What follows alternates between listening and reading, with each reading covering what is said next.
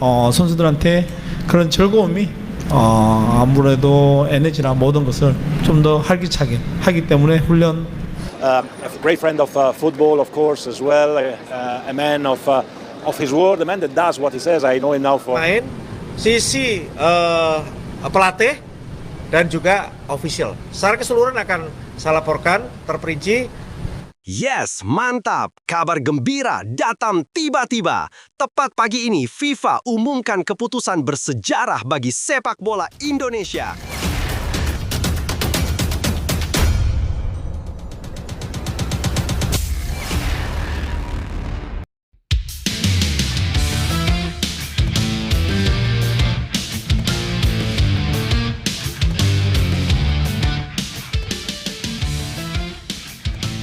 Yes, mantap! Kabar gembira datang tiba-tiba. Tepat pagi ini, FIFA umumkan keputusan bersejarah bagi sepak bola Indonesia.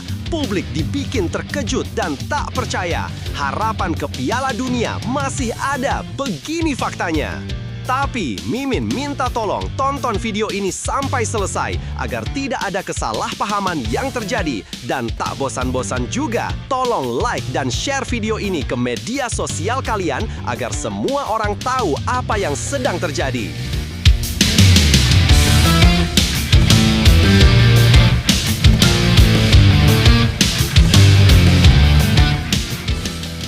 Sebelumnya diberitakan, kekalahan beruntun dari Arab Saudi 2-3 dan Irak 0-1 di putaran keempat kualifikasi Piala Dunia 2026 membuat langkah timnas Indonesia terhenti. Harapan besar yang sempat muncul sejak kedatangan Patrick Kluivert pada awal 2025 akhirnya kandas. Kini, manajer timnas Indonesia Sumarji menegaskan bahwa pelatih asal Belanda itu bersama seluruh stafnya harus segera dievaluasi besar-besaran.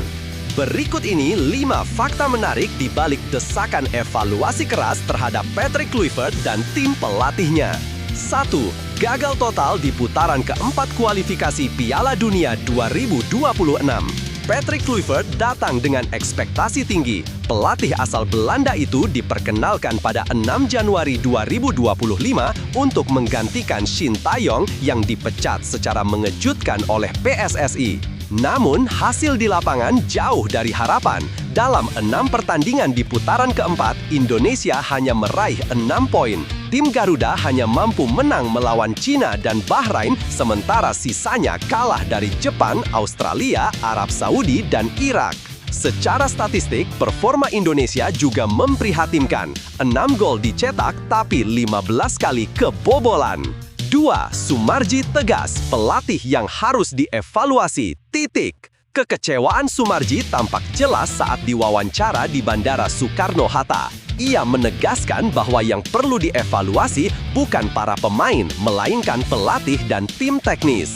Tim pelatih yang harus dievaluasi, para pemain hanya menjalankan instruksi pelatih sesuai permintaan pelatih, kata Sumarji seperti dikutip dari Kompas TV. Baginya, kegagalan ini bukan sekedar soal hasil, tapi juga soal arah pembinaan tim nasional yang mulai kehilangan identitas setelah pergantian pelatih dari Shin Tae-yong ke Kluivert.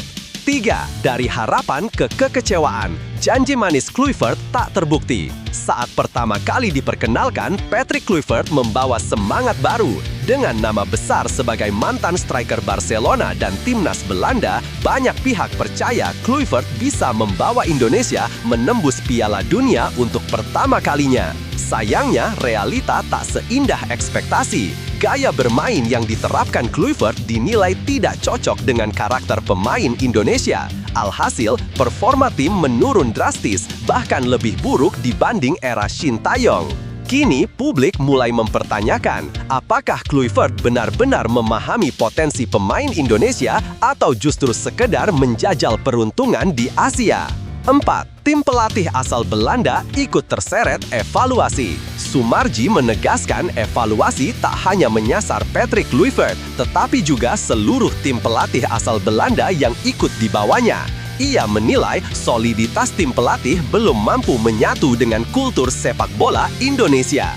Bahkan sejumlah laporan menyebutkan adanya komunikasi yang kurang efektif antara pelatih dan pemain selama latihan dan pertandingan. Kondisi ini memicu kebingungan di lapangan dan berimbas pada lemahnya koordinasi tim di laga-laga krusial. 5. Sumarji, saya tahu siapa yang layak untuk timnas. Sebagai manajer timnas sejak 2023, Sumarji bukan orang baru dalam skuad Garuda. Ia menyebut dirinya sudah mengikuti perjalanan tim sejak awal kualifikasi Piala Dunia 2026 zona Asia. Dengan pengalaman panjang itu, Sumarji menilai dirinya cukup tahu siapa pelatih yang benar-benar cocok untuk timnas Indonesia. Evaluasi yang harus dilakukan ya pelatih, titik. Tidak ada lagi tutupnya. Nah, sebelum lanjut mendengar berita ini, untuk para netizen, keluarkan satu kalimat pamungkas untuk menanggapi kabar ini.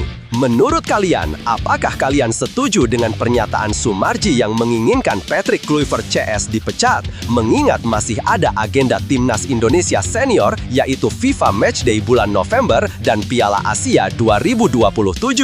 Atau justru kalian punya pendapat lain? Ayo teman, berikan tanggapan kalian di kolom komentar. Bravo Timnas, bravo Patrick Kluivert, bravo PSSI. Ayo Garuda, buktikan bahwa level kita sudah dunia. Buktikan bahwa kita adalah raksasa Asia. Di sisi lain, jangan lupa juga satu kalimat khusus untuk Patrick Kluivert CS yang sedang berusaha keras memajukan sepak bola Indonesia. Silahkan tulis di kolom komentar. Ayo terbang tinggi Garuda!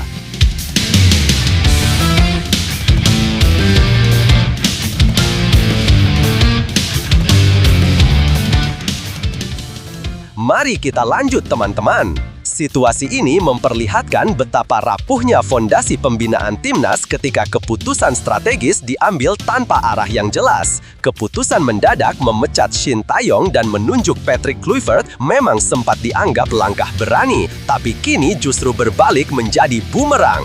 Kegagalan di kualifikasi Piala Dunia bukan hanya soal taktik yang salah, melainkan soal hilangnya kontinuitas, adaptasi, dan kepercayaan antara pelatih dan pemain. Lebih lanjut, Sumarji sebagai sosok yang sudah lama di timnas punya alasan kuat untuk kecewa. Ia melihat sendiri bagaimana tim berkembang dan berjuang di bawah pelatih sebelumnya, lalu tiba-tiba harus menyesuaikan diri dengan gaya baru yang belum tentu cocok. Evaluasi yang ia minta bukan bentuk emosi sesaat, tapi sinyal keras bahwa Indonesia perlu kembali mencari arah yang lebih realistis dan berkelanjutan. Dalam sepak bola, gagal memang hal biasa. Namun yang membedakan tim besar dan tim lemah adalah cara mereka bangkit dari kegagalan itu. Indonesia kini berada di persimpangan penting antara belajar dari kesalahan atau mengulang pola yang sama. Jika evaluasi dilakukan dengan jujur dan terbuka, bukan tidak mungkin Garuda akan kembali menemukan sayapnya untuk terbang lebih tinggi. Kegagalan memang menyakitkan, apalagi setelah perjuangan panjang dan harapan besar yang sudah ditanam. Tapi justru di titik seperti inilah semangat sejati diuji. Timnas Indonesia mungkin tersungkur kali ini, namun jatuh bukan berarti kalah. Selama ada kemauan untuk bangkit, masa depan masih terbuka lebar. Setiap kekalahan menyimpan pelajaran berharga. Dari sinilah Garuda bisa menata ulang arah, memperkuat fondasi, dan membangun tim yang benar-benar solid, baik secara taktik, mental, maupun kebersamaan. Kita pernah bangkit dari keterpurukan lebih dalam dari ini, dan selalu ada generasi baru yang siap melanjutkan perjuangan. Untuk para pemain, pelatih, dan supporter, jangan biarkan kegagalan ini memadamkan api di dada. Jadikan momen ini sebagai bahan bakar untuk kembali membuktikan bahwa Indonesia tidak akan pernah berjuang, karena semangat Garuda sejati bukan diukur dari berapa kali menang, tapi seberapa kuat ia bangkit setiap kali kalah. Timnas Indonesia masih main pada 10 hingga 18 November 2025. Lawan siapa? Dan Patrick Kluivert masih memimpin. Sebelumnya diberitakan, kegagalan Timnas Indonesia melaju ke Piala Dunia 2026 memang menyakitkan. Namun perjuangan belum berakhir. Skuad Garuda masih punya agenda penting di FIFA Matchday November 2025. 10 hingga 8 November. Pertanyaannya, siapa lawan yang akan dihadapi? Dan apakah Patrick Kluivert masih akan duduk di kursi pelatih kepala? Berikut 5 faktanya. 1. Jadwal masih terbuka. Garuda cari lawan di November 2025. Meskipun tersingkir di babak keempat kualifikasi Piala Dunia 2026 zona Asia, Timnas Indonesia tetap memiliki kesempatan tampil di FIFA Matchday. Periode pertandingan internasional itu berlangsung antara 10 hingga 8 November 2025 dan kini PSSI tengah mempertimbangkan calon lawan. Karena kualifikasi Piala Dunia di kawasan Eropa, Afrika, dan Amerika Utara dan Tengah masih berlangsung, Indonesia tak bisa menghadapi tim-tim dari wilayah tersebut.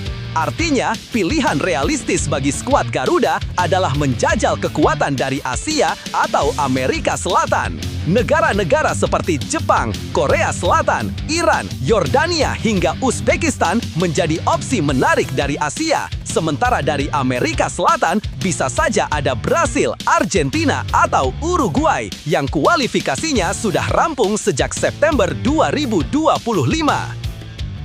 2. Peluang uji coba lawan tim raksasa dunia. Menariknya, peluang menghadapi tim elit dunia bukan hal mustahil. Di FIFA Matchday Oktober 2025, Brasil bahkan melawat ke Asia, menaklukkan Korea Selatan dengan skor telak 5-0 dan dijadwalkan menantang Jepang tak lama kemudian. Hal ini membuka kemungkinan PSSI menjajaki kerjasama serupa untuk mengundang tim kuat ke tanah air. Jika hal ini terrealisasi, laga tersebut bukan hanya menjadi ajang uji coba, tapi juga kesempatan besar untuk mengukur kemampuan dan mental skuad Garuda pasca kegagalan di babak kualifikasi. Uji tanding semacam ini bisa menjadi modal berharga menuju kualifikasi Piala Asia 2027 dan agenda kompetisi berikutnya. 3. Rival abadi Malaysia bisa jadi lawan potensial. Salah satu opsi menarik adalah Timnas Malaysia. Meski hubungan dua negara ini sempat memanas setelah FIFA menjatuhkan sanksi kepada Federasi Sepak Bola Malaysia (FAM) karena kasus naturalisasi 7 pemain ilegal, laga antara Garuda dan Harimau Malaya tetap memiliki daya tarik tinggi. Malaysia baru dijadwalkan melawan Nepal di lanjutan kualifikasi Piala Asia pada 18 November 2025 sehingga masih punya slot pertandingan di awal periode FIFA Matchday. Menariknya, Malaysia baru saja melampaui ranking FIFA Indonesia, menjadikan duel ini bukan hanya soal gengsi regional, tapi juga kesempatan untuk merebut kembali posisi di peringkat dunia. 4. Masa depan Patrick Kluivert jadi sorotan. Setelah gagal membawa Indonesia ke Piala Dunia, posisi Patrick Kluivert berada di ujung tanduk. Seruan Kluivert out menggema di media sosial dan bahkan terdengar langsung dari tribun Stadion King Abdullah Sport City usai kekalahan 0-1 dari Irak. Meski begitu, belum ada pernyataan resmi dari PSSI terkait nasib sang pelatih asal Belanda itu. Kluivert sendiri sempat berkomentar dengan tenang, mengatakan bahwa proses membangun tim tidak berhenti hanya karena satu kegagalan. Jika PSSI masih memberikan kepercayaan, laga November bisa menjadi panggung pembuktian terakhirnya bersama Garuda. 5. FIFA Matchday jadi momentum kebangkitan Garuda. Bagi pemain dan supporter, laga FIFA Matchday bukan sekedar pertandingan persahabatan. Ini adalah awal dari kebangkitan. Setelah berbagai kontroversi, tekanan, dan kritik, skuad Garuda membutuhkan ajang untuk kembali menumbuhkan kepercayaan diri. Nama-nama seperti Martin Paes, Sandy Walsh, dan Che Itzes tentu tak ingin momentum ini berlalu begitu saja. Mereka ingin menunjukkan bahwa Timnas Indonesia bisa belajar dari kegagalan dan tumbuh lebih tangguh. Seperti kata pepatah, yang jatuh bukan kalah, yang berhenti mencoba baru menyerah. Lebih lanjut, situasi Timnas Indonesia saat ini bisa dibilang berada di titik yang cukup sensitif namun juga penuh peluang. Setelah gagal melangkah ke Piala Dunia 2026, tekanan terhadap pelatih Patrick Kluivert memang tak terhindarkan. Suara-suara di media sosial jelas menggambarkan rasa kecewa publik. Tapi di sisi lain, ini juga bukti bahwa dukungan dan ekspektasi terhadap tim nasional pun begitu besar. FIFA Matchday November 2025 menjadi momentum penting, bukan hanya untuk memperbaiki ranking FIFA, tapi juga untuk menilai arah baru timnas Indonesia. Jika PSSI mampu memilih lawan yang tepat, terutama dari Asia atau bahkan Amerika Selatan, laga ini bisa menjadi ajang pembelajaran sekaligus pembuktian bahwa skuad Garuda masih memiliki potensi besar. Kehadiran pemain-pemain seperti Martin Paes, Sandy Walsh, dan Jay Itzes menunjukkan bahwa Indonesia kini punya pondasi kuat di lini belakang. Yang dibutuhkan hanyalah konsistensi, kedisiplinan taktik, dan motivasi untuk bangkit setelah kegagalan.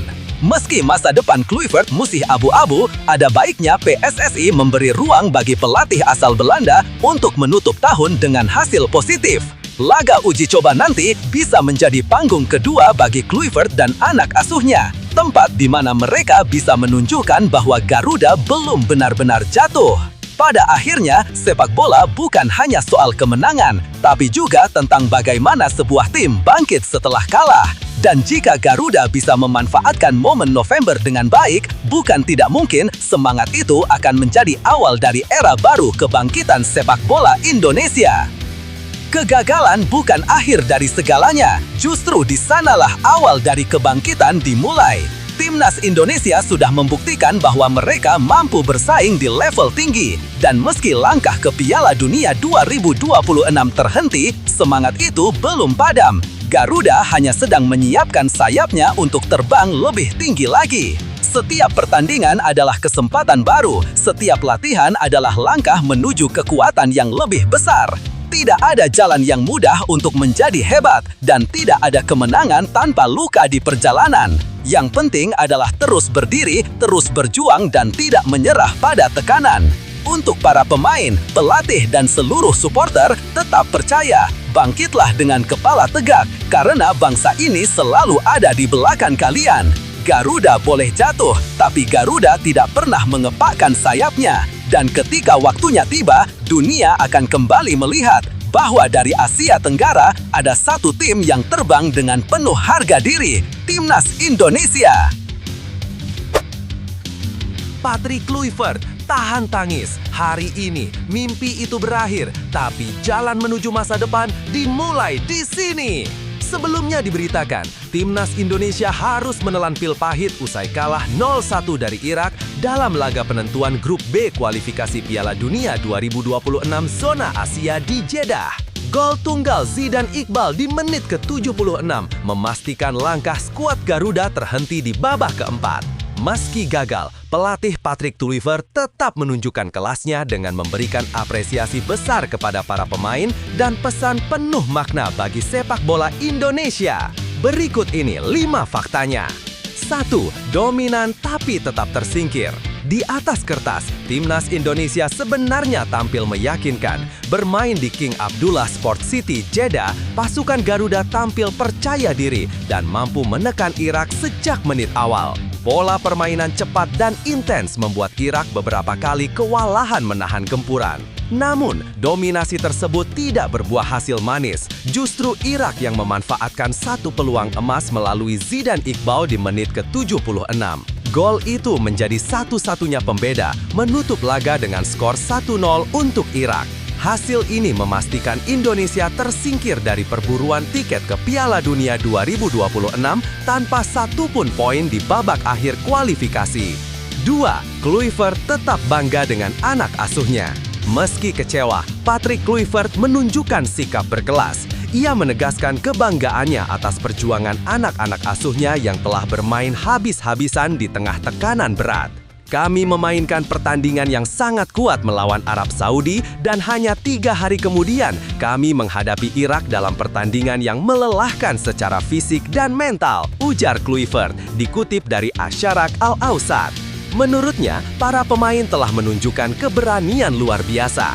Mereka tak sekedar bermain untuk menang, tapi juga membela harga diri bangsa di panggung Asia.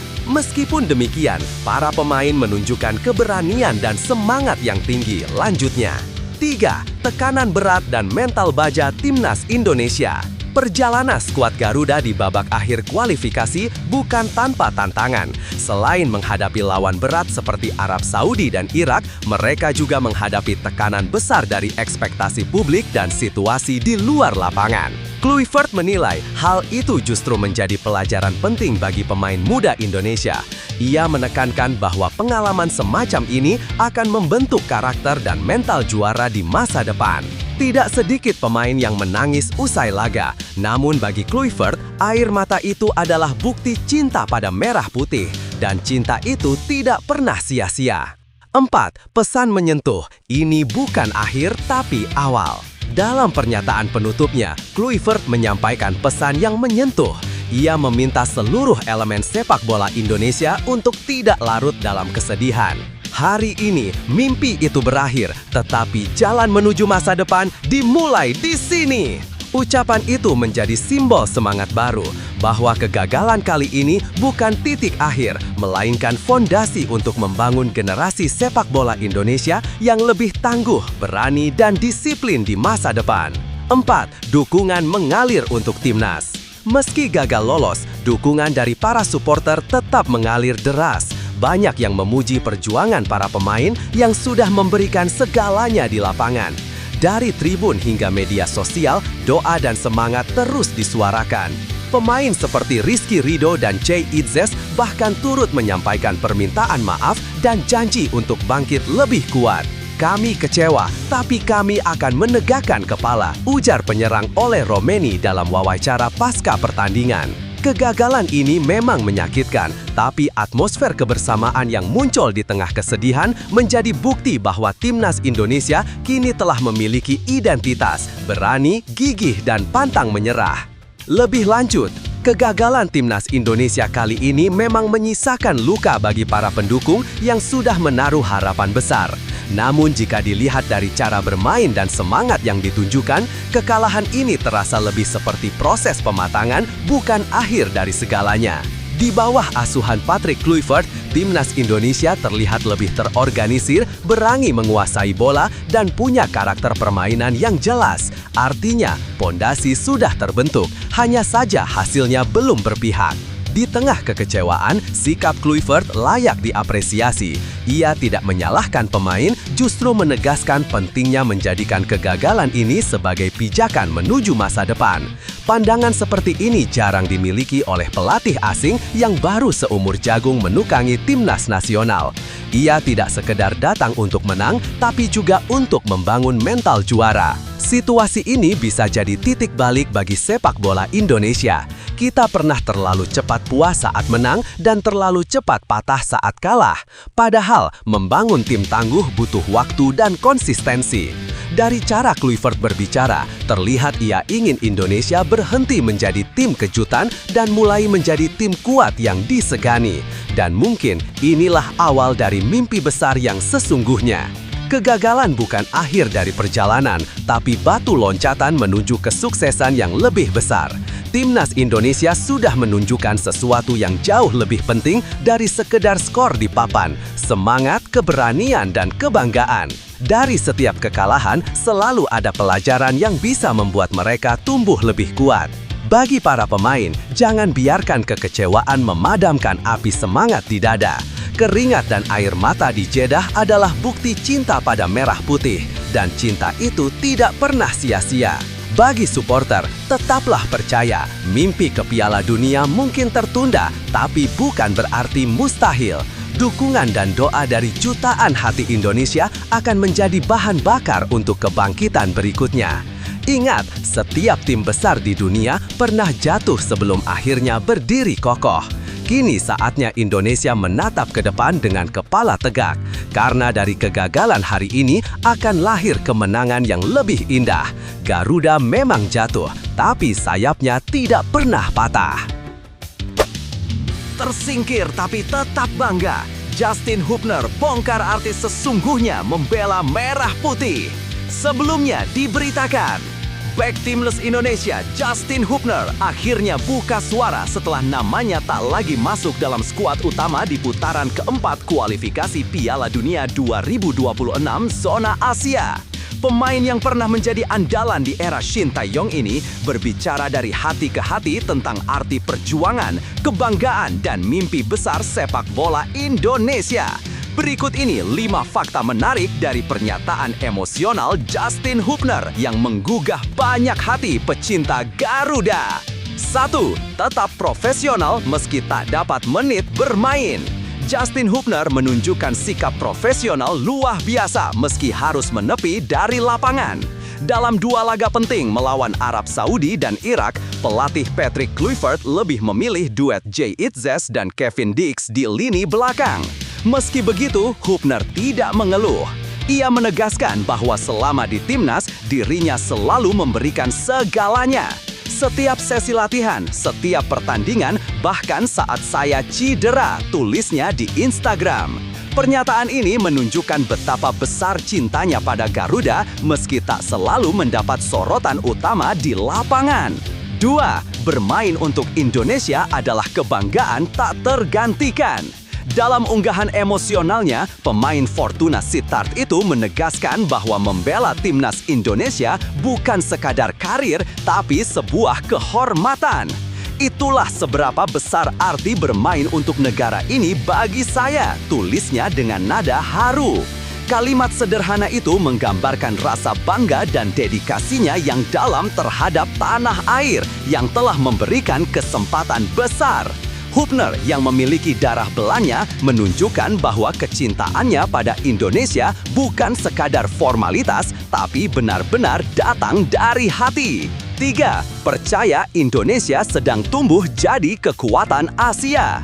Hubner tak hanya bicara soal dirinya, ia menaruh harapan besar pada masa depan sepak bola Indonesia. Menurutnya, banyak pemain muda berbakat yang siap mengangkat nama Garuda lebih tinggi di kancah internasional. Negara kita bisa bermimpi besar karena ada begitu banyak potensi dan talenta di Indonesia, ungkapnya. Optimismenya menjadi sinyal positif bahwa regenerasi di timnas sedang berjalan baik. Ia percaya meski gagal lolos ke Piala Dunia 2026, masa depan sepak bola Indonesia masih cerah. 4. Apresiasi untuk rekan dan supporter setia Garuda. Tak lupa, Hubner juga mengucapkan terima kasih kepada seluruh rekan setim dan supporter yang selalu setia mendukung perjuangan timnas. Dalam situasi sulit sekalipun, ia memilih untuk menyebarkan semangat bukan kekecewaan. Justru ia menegaskan arti kebanggaan membela bendera Indonesia, sesuatu yang tidak semua pemain mampu tunjukkan dengan tulus. Di tengah perubahan besar di tubuh timnas usai era Shin Tae-yong, sikap seperti Hubner menjadi contoh berharga bagi para pemain lain. Ia tetap menghargai keputusan pelatih dan memotivasi rekan setim untuk terus berjuang. Itu bukti bahwa semangat Garuda bukan hanya soal siapa yang bermain di lapangan, tapi juga siapa yang tetap berdiri tegak di belakang layar. Ketika banyak yang larut dalam kekecewaan karena gagal lolos ke Piala Dunia 2026, Hubner justru memilih menatap masa depan dengan harapan. Ia percaya Indonesia punya potensi besar dan harus berani bermimpi. Sikap positif inilah yang membuatnya disegani, bukan karena trofi atau status, tapi karena hatinya yang benar-benar merah putih. Kisah Justin Hubner mengajarkan bahwa perjalanan menuju sukses tak selalu lurus dan mudah. Kadang kita tak selalu dipilih, tak selalu tampil di panggung utama, tapi justru disitulah keteguhan dan karakter sejati diuji. Seperti Hubner, kita pun bisa tetap berjuang dengan sepenuh hati meski berada di luar sorotan. Jangan pernah biarkan kegagalan sementara membuatmu berhenti bermimpi. Karena sejatinya, setiap perjuangan yang tulus akan menemukan waktunya untuk bersinar. Tetaplah percaya pada proses, berikan yang terbaik di setiap kesempatan, dan buktikan bahwa semangat tak pernah padam meski langkah sempat terhenti. Seperti yang ditunjukkan Hubner, membela mimpi bukan soal hasil, tapi soal keyakinan. Dan selama keyakinan itu hidup, Garuda dalam diri kita akan selalu bisa terbang tinggi lagi. Kacau di Jakarta. Pengamat Belanda sebut Kluivert tak layak latih timnas Indonesia. Ini 5 faktanya.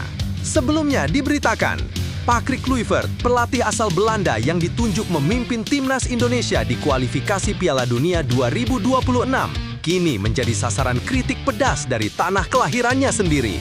Usai gagal membawa Garuda melangkah ke fase berikutnya, media Belanda Voetbal Primer memuat komentar tajam dari pengamat sepak bola Valentijn Driessen yang menyebut Kluivert dan jajaran staf Belanda di Indonesia tidak layak.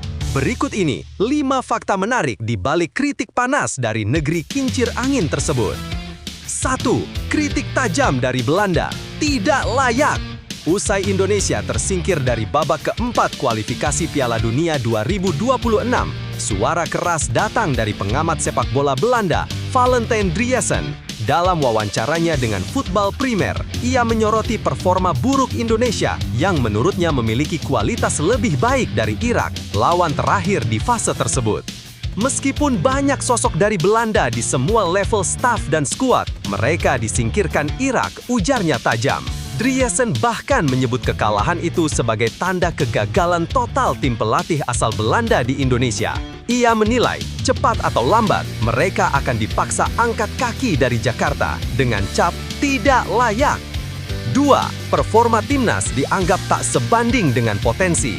Kritik tersebut bukan tanpa alasan. Banyak pengamat menilai bahwa dengan skuad yang diisi pemain naturalisasi serta talenta muda berbakat, Indonesia seharusnya tampil lebih meyakinkan.